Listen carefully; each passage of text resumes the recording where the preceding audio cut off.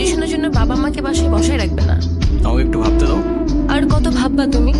তুমি চাওটা কি ঈশান? আমি মরে যাই? ঠিক আছে, তোমার ভাবতে হবে না। আরে যাবো না বলছি নাকি, বসো। আচ্ছা একটা কথা বলি, রাগ করবা না প্লিজ। বলো, রাগ করবো কেন? তুমি বাবার সাথে কথা বলার সময় মাথা একটু ঠান্ডা রাখবে। আসসালামু আলাইকুম। ওয়ালাইকুম আসসালাম। কি করো তুমি? এলএলবি-তে লাস্ট ইয়ারে আছি। স্টুডেন্ট। তোমার উদ্দেশ্যটা কিন্তু আমি বুঝতে পারছি। জি স্যার। তোমাদের মতো ছেলেরা কেন আমাদের মতো বিজনেসম্যানের মেয়েকে টার্গেট করে, কিসের লোভে, সেটা আমার খুব ভালো করে জানা আছে। বাবা কি বলছো এসব? তুমি চুপ করো। তোমার ফ্যামিলিতে আর কে কে আছেন? বাবা মা দুজনেই আছে, তারা আমার সাথে থাকে না। বাবা মাকে ছেড়ে চলে গেছেন নাকি মা বাবাকে? আপনি ঠিক কি মিন করতে যাচ্ছেন আমি ঠিক বুঝলাম না স্যার। আই মিন ক্যারেক্টারের প্রবলেমটা কার ভেতরে ছিল, তোমার বাবার না মার? আরে সমস্যা তো আপনার character. You don't even know the basic manners. কিভাবে কারোর সাথে কথা বলতে হয় সেই ভদ্রতাটাও শেখেন নাই আপনি। আমাকে আসছে আমার বাবা মা কি কথা বলতে। আর হোয়াট ইউ মিন ভাই, তোমার মতো ছেলে? হ্যাঁ, কি টার্গেট করছি আমি? আপনার টাকা? অবভিয়াসলি। আপনার হয়তো আমার ব্যাকগ্রাউন্ড সম্পর্কে ধারণা নেই স্যার। আপনাদের মতো সো কল্ড বিজনেসম্যান আমার বাবার অফিসের লাইন দিয়ে দাঁড়িয়ে থাকে। আমি এখানে আসছি শুধুমাত্র ওকে ভালোবাসি বলে, সেকেন্ড কোনো উদ্দেশ্য আমার। তোমার ক্যারেক্টার সম্পর্কে আমি খুব ভালো করে জানি। তুমি রাস্তাঘাটে মাস্তানি করো, আর তুমি কি করে ভাবলে যে তোমার মতো একটা স্কাউন্ডলের হাতে আমার মেয়েকে তুলে দেবো? তো আপনার মেয়েরে কে বলছে আমার হাতে তুলে দিতে? আমি বলছি বাসায় ডেকে আনছেন অপমান করতে। আপনার বাবা মাই তো আপনাকে ভদ্রতাটা শেখাইতে পারে। এই মুহূর্তে আমার বাড়ি থেকে বেরিয়ে যাও। ঈশান আমি তোমাকে বারবার বলছি বাবার সামনে রাগটা একটু কন্ট্রোল করে ভদ্রভাবে কথা বলতে।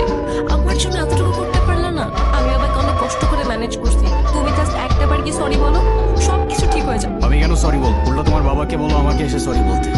ঈশান ফল্ট তোমারও ছিল, তুমি বাবার সাথে শাউট করছো। আর একটা সরি বলে যদি সবকিছু ঠিক হয়ে যায়, কেন সরি বলবা না? কারণ আমি সরি বলি না। আর বলবো না বলছি তো বলবো না, ব্যাস।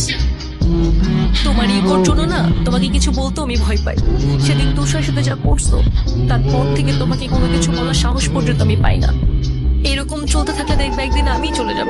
তো যাও না, তোমাদের আর কেউ আটকা রাখে নাই। রাখছি, আমি আটকা রাখছি। ঈশান প্লিজ একটু বোঝার চেষ্টা করো। তুমি আমার কাছ থেকে একটাবার সরি বলে সব ঠিক হয়ে যাবে। আরে আমি সরি বলবো না ভাই, বলবো না আমি সরি।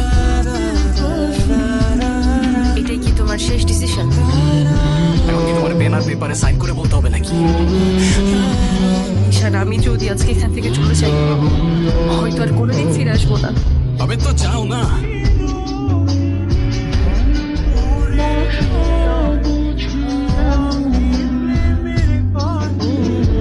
তোর হয়ে আমি ক্ষমা চেয়ে নিচ্ছি। I am sorry.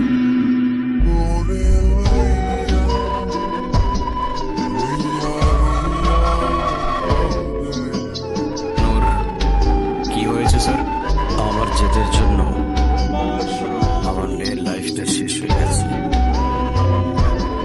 ওরা আমাকে অনেক বোঝানোর চেষ্টা করেছিল, আমি বুঝিনি। ভেবেছিলাম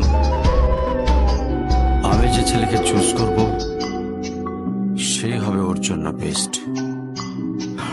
চাকরি, সরকারি চাকরিজীবী দেখে ভেবেছিলাম